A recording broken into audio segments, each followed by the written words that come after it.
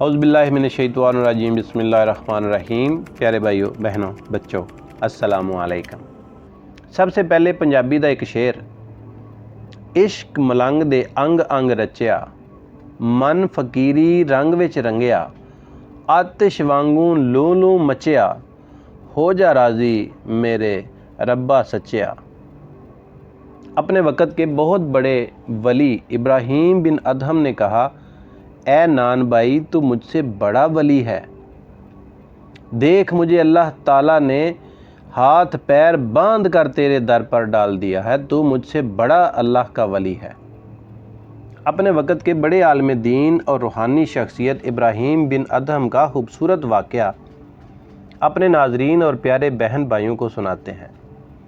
ابراہیم بن ادہم کے والد کا تعلق عراق سے تھا، جبکہ ان کی پیدائش 7ویں صدی عیسوی میں افغانستان کے علاقے بلخ میں ہوئی۔ ان کا تعلق اپنے وقت کے حکمران خاندان سے تھا، تاہم انہوں نے کم عمری میں ہی بادشاہت سے کنارہ کشی اختیار کی اور روحانیت کے سفر پر نکل پڑے، اور اپنے وقت کی بڑی مذہبی اور روحانی شخصیت بن گئے اور شام منتقل ہو گئے۔ وہ دین کے بہت قریب ہو چکے تھے، سچے عاشق رسول تھے، اور ایک روایت کے مطابق ان کا تعلق حضرت امام حسین کی نسل سے ہے۔ ایک دفعہ ابراہیم بن ادہم ایک طویل سفر طے کر کے نبی اکرم صلی اللہ علیہ وآلہ وسلم کے روضہ مبارک پر حاضری کے لیے پہنچے۔ مسجد نبوی میں عشاء کی نماز ادا کی اور رات گئے تک عبادت میں مشغول رہے۔ مسجد بند کرنے کا وقت ہو گیا۔ مسجد کے خادم جو انہیں پہچانتے نہیں تھے، انہوں نے انہیں مسجد سے باہر جانے کا کہا۔ کئی دفعہ کہنے کے باوجود ابراہیم بن ادہم اپنی عبادت میں مشغول رہے، تو خدام انہیں ہاتھوں اور پیروں سے پکڑ کر مسجد کے باہر چھوڑ گئے۔ وہاں سامنے ہی ایک نان بائی کی دکان تھی۔ نان بائی نے دیکھا کہ ایک نمازی کو خادم مسجد سے باہر چھوڑ گئے ہیں اور یہ نمازی کوئی مسافر لگ رہا ہے، تو نان بائی نے ابراہیم بن ادہم کو اپنی دکان میں آنے کی دعوت دی اور کہا کہ رات یہاں گزار لیں، صبح فجر کے وقت دوبارہ آپ مسجد نبوی صلی اللہ علیہ وآلہ وسلم میں چلے جائیے گا۔ ابراہیم بن ادہم مسکرا کر دکان میں داخل ہوئے اور ایک کونے میں بیٹھ گئے۔ نان بھائی بھی اپنے کام میں مگن ہو گیا۔ ابراہیم بن ادہم دیکھتے ہیں کہ نان بھائی جب روٹی تیار کرنا شروع کرتا ہے تو بسم اللہ پڑھتا ہے، اور جب روٹی تندور سے نکالتا ہے تو الحمدللہ پڑھتا ہے۔ ابراہیم بن ادہم نے سوچا، اس بیچارے کو اسلام کے بارے میں اس سے زیادہ کچھ علم نہیں ہے، اور یہ اللہ کا نیک بندہ ہے، لہٰذا کچھ وقت نکال کر وہ اسے دین کی تعلیم دیں گے۔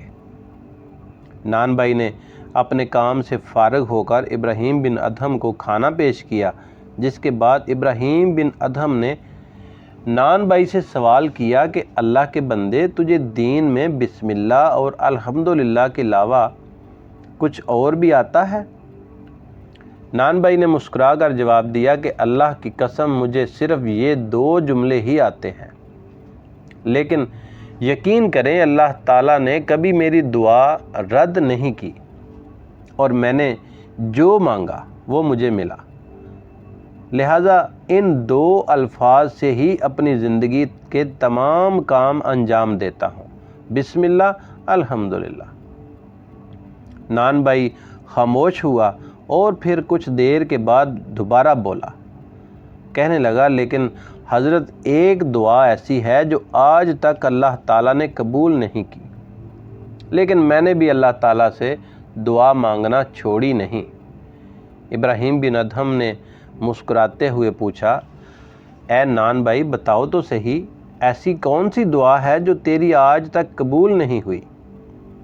نان بھائی نے آسمان کی جانب دیکھا، کچھ مسکرائے اور بولے، اے مسافر، میں نے مصر کے بہت بڑے عالم دین اور اللہ کے ولی ابراہیم بن ادہم کی بہت تعریفیں سن رکھی ہیں کہ وہ اللہ کے بہت بڑے ولی ہیں، میں زندگی میں کم از کم ایک مرتبہ ان سے ملنا چاہتا ہوں، اور یہی دعا ہر روز اللہ تعالیٰ کے حضور کرتا ہوں کہ ایک بار اللہ ان سے ملوانے کے اسباب پیدا کر دے۔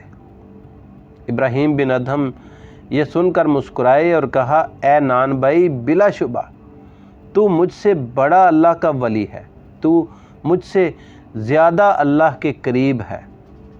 دیکھ، آج اللہ تعالیٰ نے ابراہیم بن ادہم کو ہاتھوں اور پیروں سے پکڑ کر تیرے در پر ڈال دیا ہے۔ میں ہی وہ ابراہیم بن ادہم ہوں جس سے ملنے کے لیے تو اللہ تعالیٰ سے دعا کرتا ہے۔